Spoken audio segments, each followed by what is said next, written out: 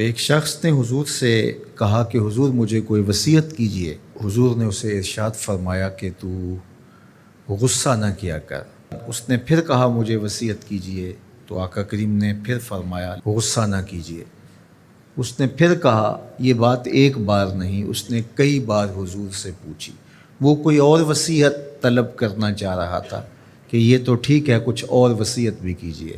اس سے ایک تو اس شخص کی ذاتی صورتحال ایسی ہوگی، اور دوسری یہ ہے کہ اس نصیحت کی اہمیت کے پیش نظر کہ غصہ جب انسان کو آتا ہے تو وہ مغلوب ہو جاتا ہے اور بہت غلط فیصلے کر بیٹھتا ہے۔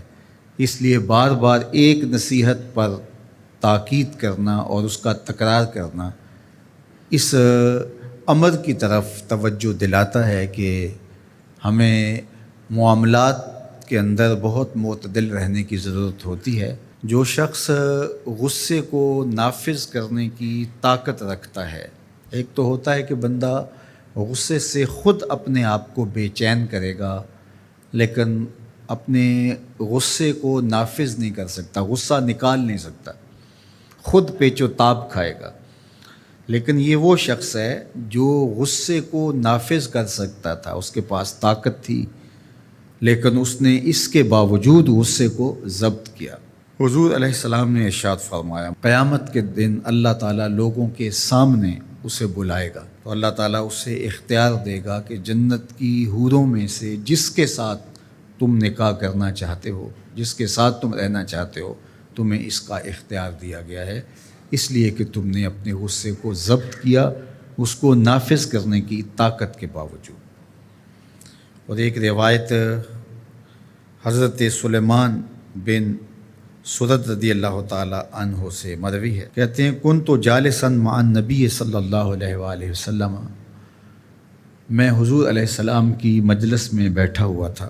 دو لوگ تھے، وہ آپس میں الجھ رہے تھے۔ ان میں سے ایک شخص کا چہرہ غصے سے سرخ ہو گیا، رگیں پھولی ہوئی تھیں، اور ایک دوسرے کے لیے سب و شتم کا ماحول پیدا ہو گیا تھا۔ اللہ کے رسول صلی اللہ علیہ وآلہ وسلم نے ارشاد فرمایا، میں ایسا کلمہ جانتا ہوں کہ اگر یہ کلمہ پڑھ لیں تو ان کا یہ غصہ زائل ہو جائے گا، ان کی جو کیفیت ختم ہو جائے گی۔ اور وہ کیا ہے؟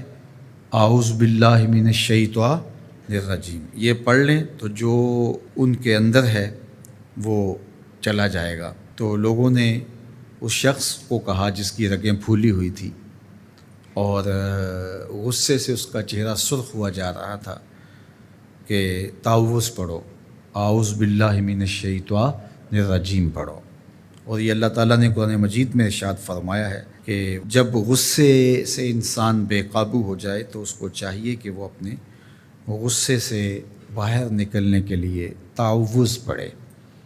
ایک روایت میں ہے اللہ کے محبوب نے ارشاد فرمایا، تم میں سے اگر کوئی شخص غصے میں آئے تو وہ خاموش ہو جائے، تو خاموشی سے غصے کا لیول نیچے آنا شروع ہو جائے گا۔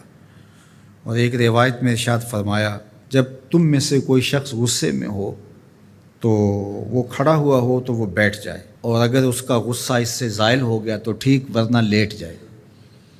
یعنی اگر وہ کھڑا ہو تو بیٹھ جائے، اور اگر بیٹھنے کے باوجود بھی غصہ ختم نہیں ہونے پا رہا تو لیٹ جائے، خاموش ہو جائے، تعوذ پڑھے اور بیٹھ جائے یا پھر لیٹ جائے۔ تو یہ چار صورتیں غصے کو کم کر دیتے ہیں۔